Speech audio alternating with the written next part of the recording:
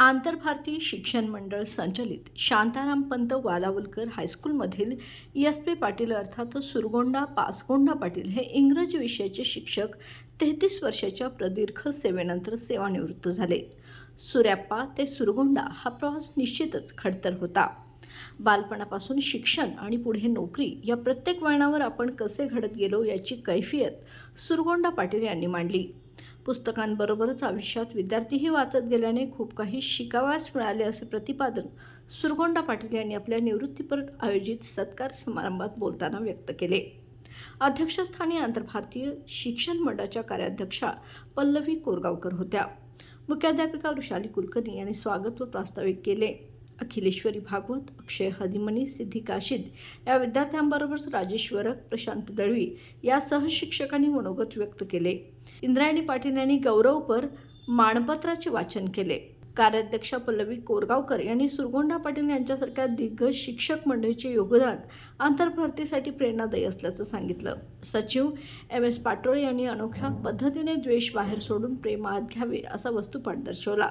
सुरगोंडा पाटील यांचा सपत्नीक सत्कारही कार्याध्यक्षा पल्लवी कोरगावकर यांच्या हस्ते करण्यात आला. पल्लवी यादव, शीतल कपिलेश्वरी यांनी सूत्रसंचालन तर रामचंद्र मोरे यांनी आभार मानले.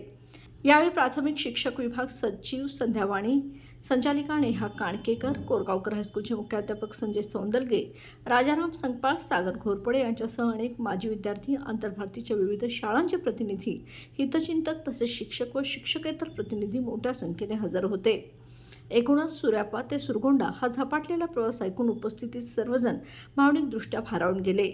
विद्यार्थी-विद्यार्थिनींनी आपले लाडके इंग्रजी शिक्षक एस.पी. पाटील यांचा निरोप घेताना अश्रूंना मोकळी वाट करून दिली.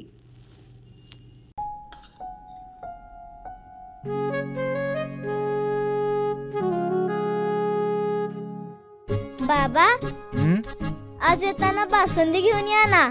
अगं, कालच आपण आईचा वाढदिवस होता म्हणून आणली होती ना.